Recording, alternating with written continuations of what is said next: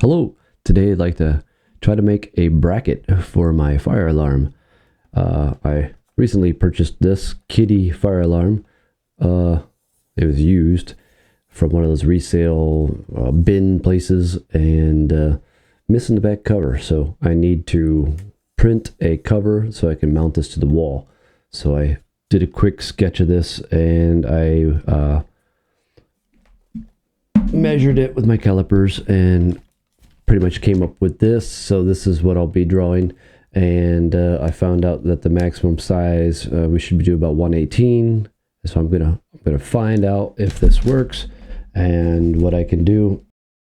I originally took a picture of the device, so here's the device. So what I'm going to do is put this into my Onshape and sketch out the outside shape of this. So I have the general dimensions of it. It is going to be like 118 to the tabs and 114 to the inside rib. So yeah, I want to make this 114. Okay. So I did find an image on eBay of what the cover originally looks like. All I need is probably one hole to hold it into position. I could put two if I really want to, but I need to have those little tabs slip into here. So this outside area is 118 and inside area is 114. So I need to have a couple little tabs, and the tabs look like they don't go all the way through. So if you can see that, let me get it. Let's see, should be able to see. There we go. We can see a gap there, right? Yep. So that gap right there is, that's the thickness, what I'll need. So let me measure the thickness of this tab. All right. It's kind of hard to get my calipers in there, but let's try to measure it with this guy. I'm going to use this little pin sticking out from the back of them. All right there, and about 2 millimeters. We're going to go 2 millimeters thick, okay? So we're going to go to our Onshape, and we're going to import this kitty image right here. So let's go to Onshape. We're going to go use the free version, by the way, and all this data is publicly available to you. So you can use this data for yourself. KIDDE. That's what the name of this thing is, the kitty fire alarm. So now I can hide a couple. So I'm going to right click and hide the top plane, right click and hide this plane, the right plane. Then I'm going to get on the front view right here. So now we're going to take this image and import this. So this is called the kitty plate. So I will go to my front view here, and I'm already in sketch. So let's create a sketch on that front view. Okay. I just created a sketch. So now I will go to insert image right here, insert image, and I will import. That was the wrong one. So I'm going to go to kitty plate, and then I'm going to click here. Actually, I'm going to click here first, grab this, and then I'm going to put it in there like that. Okay. So now I know this is slightly angled, but I think I can still make it work just fine. So what I'm going to do is scale this now. We are going to do the inside edges. So let's grab a circle, and we will place the circle, and we will do 118 millimeters, because when I measured tab to tab, so I took this here and I found this outside tab all the way over to the other side tab. Okay, these two tabs here to here, that is approximately 116, but I'm going to add a little clearance to it, so I'm going to make it 118. So let me make this 118, and I need to squeeze it in. No, not that. Undo, Control Z. I'm going to dimension this. Well, first I want to make sure, I want to squeeze it down. There we go. We can squeeze it down. Thought it was going to fight me there. All right, so I want to match this up with the contour of it inside. Okay, we got one side done. This is approximate, and because, you know, the picture's not perfect, so we just have to go with that. So we think that's about it right there. I will center it a little better. Okay, it looks a little off, so I'm trying, you know, the best I can. So now I will go here and I will put in that 118, and then it will rescale this to the proper size. So now we are scaled. The outside is at 118. And now we can see these little ledges here. These are where I want to make my cuts. So this plate will have a, we'll have a, this protrudes out, and then underneath the little tabs can tuck into that. So like this little tab right here can you see it? Yeah, there. That little tab tucks into this area right here. So here I will start creating from center to this edge, and then center, L to get out of that, L to start again, L to this edge, these L to get out, L to start here to here, L to start here to here, L. And we can trim all those after, no problem.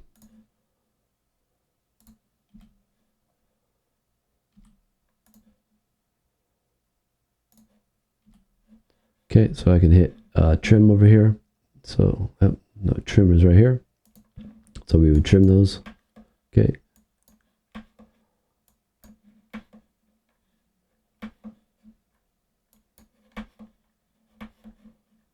Trim. Okay. Pretty much got it all. So we will be changing, we will create another radius inside of here, and that, or another diameter inside of there. That diameter will be 114, and that's going to go to this inner edge right here. So this inner edge right here. So let's create that from the center right here. So we said 114. We'll just place it there. We'll get a dimension on it, 114, 114. All right. So now we can go with our trim, go back to our trims, and we can trim away some of the stuff we don't need. So I will be trimming this right here. Yep. This right here. This here. And this here. Okay. So now this is where we will we'll have these pieces extruded, and I don't know how long these, okay, never mind, I do know. So this is supposed to be here, but because the image, is rotated slightly, no biggie. But so what we will do is we will extrude this big circle, and that will be our base, and we can actually make the outside like the, basically it's going to be the holder of it. So let's go here, let's put how much do we want around this? We can make it pretty, bevel it or something like that, but let's put 122 sounds good to me. Take here 122. Okay, so that outside edge is simply like the holder of everything. All right, so now we will extrude. This one here will be like an extrusion going down, and then these will actually, this is like a wall. We'll create that like a wall. All right, let's finish this sketch. Okay, and now we're just going to start some extrudes. So go here, extrude. We're going to grab our outer circle. We just want to, or this guy right here, and we can go down. Let's say we're going to go down 5 millimeters. We'll go up 5 millimeters. Okay, choose OK. It hides our sketch from us, so we just got to click back on that sketch to get back in. Let's try to extrude this. We're going to extrude it like a complete solid here. Let's see if it will let me do it. So I want to create a new solid off of this face right here, and I want to go opposite way, and I want to go 2 millimeters, and I want it totally filled. I just want to add, or I want new piece. Delete face, might be able to delete that and then make it totally, let me hide the sketch. Yeah, delete face actually worked. Yeah, so now we have 2 pieces of that.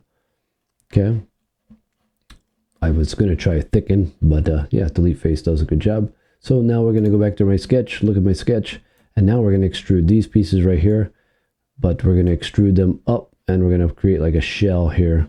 Okay, so that shell, that's good. They're only going to go up a certain amount. So this guy, not that much. Let's go down. I think it's what, 5 millimeters made it. Yeah, 5, and then we're going to start an offset of that, and we're going to go with 3 millimeters offset.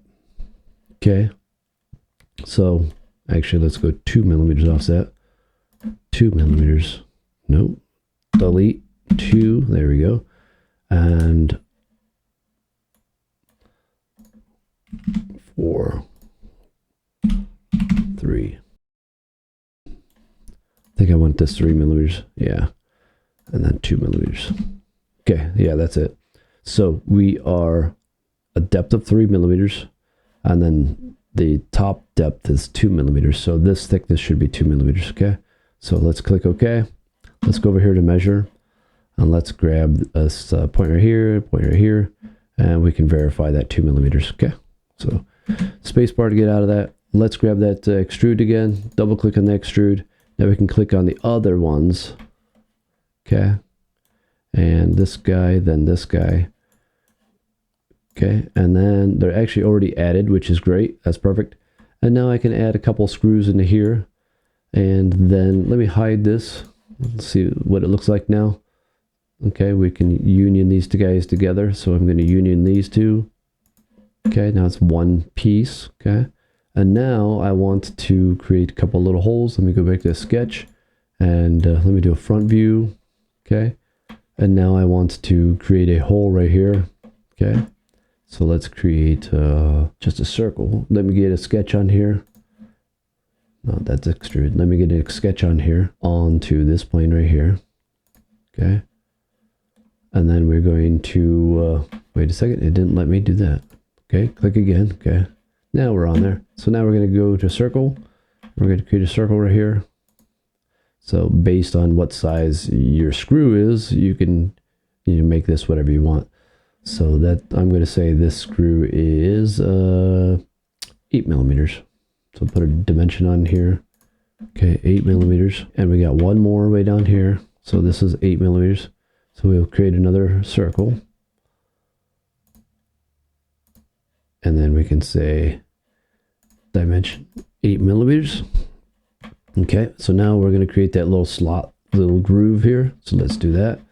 Get out of that. Let's go with a aligned rectangle. Okay, and let's see how it's going to work. I think it should work just like, yep. Okay, that should be good. And then yeah, this is the the width of your screw. So I'm going to go with what is that, 4 millimeters. Okay, we'll put a radius on there in the end. So that's 4 millimeters. We'll do some trim functions to get that out, and then so this is 4. I'm going to dimension it. Undo that. Control Z to get back that point to this point, 4 millimeters. And we can make this exact if we wanted to, but I don't think we have to. And then I'm going to make a fillet here, a sketch fillet here to here, and we're going to call this 2 millimeters. So we can actually grab this and slide it in, and then click, and then we're going to put a 2. Okay, and then this one should stick in and do the same thing. Okay, so we are pretty much still good. I'm going to hit enter and then space bar to get out of that. So you see, it looks like it kind of moved. So I'm going to grab this a little bit, and I'm going to try to move this guy a little bit. Why is it not let me? Does it really matter? No, probably not. It doesn't want me to move for some reason. Why don't you want me to move? No, I don't want to fill it there. You know what? I was still unfill it. That's why. All right, get out of fill it. So let's fix that. All right, should be able to grab this edge, pull it down. Yep, so it all is constrained. Well, it's not constrained. All of it holds together right now.